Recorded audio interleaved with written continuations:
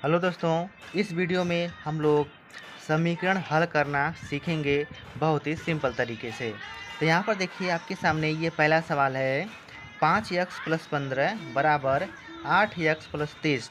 तो हम ऐसे प्रश्नों को किस तरह से हल करेंगे हम इस वीडियो में सीखेंगे। ठीक है, तो देखिए यहाँ पर आपको क्या करना है। सबसे पहले जिसके साथ भी यक्स लगा हुआ है उसको हम एक तरफ साइड करेंगे और जो हमारी संख्याएं दी गई हैं उसको हम एक साइड करेंगे। ठीक है, कहने का अर्थ है चर पद को एक तरफ और अचर पद को एक तरफ।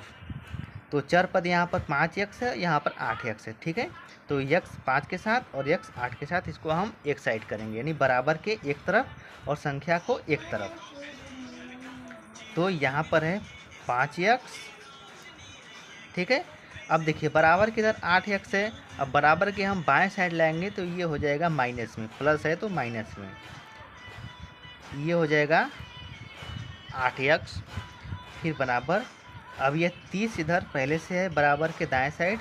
अब इस 15 को हम बराबर के इधर ले जाएंगे तो ये प्लस में है तो ये हो जाएगा माइनस में।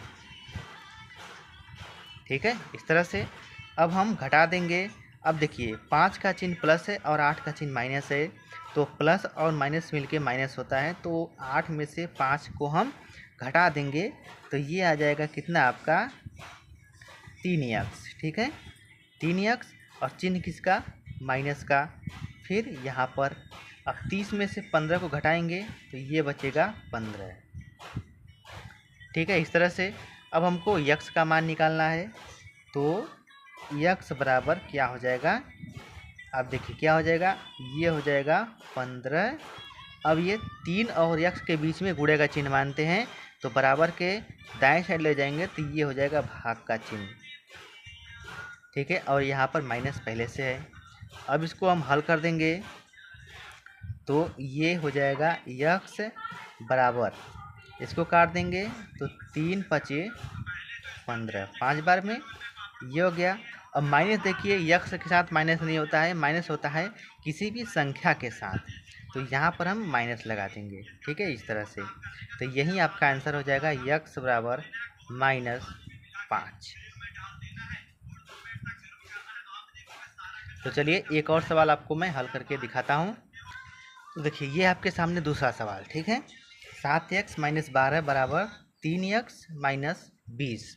तो हम इसको कैसे हल करेंगे, देखिए तो हल करने का तरीका क्या है, यानी यक्स को हम एक साइड और संख्या को एक साइड। तो यहाँ पर लिखेंगे हम 7x। अब ये 3x है, प्लस में है तो इधर आकर माइनस हो जाएगा, बराबर -20 यहाँ पर पहले से है। अब देखिए ये -12 इधर हो जाएगा तो ये हो जाएगा +12। अब 7x में से 3x घटाएंगे तो ये बचेगा 4x बराबर, और 12 यहाँ पर 20 में से हम 12 को घटाएंगे तो ये बचेगा 8 और चिन्ह माइनस का हो जाएगा। ठीक है, अब इसके बाद हमको यक्स का मान निकालना है। तो यक्स बराबर क्या हो जाएगा, ये हो जाएगा -8 और 4 और यक्स के बीच में गुणे का चिन्ह है, बराबर के दाएं साइड ले जाएंगे तो ये हो जाएगा भाग का चिन्ह, ये हो जाएगा।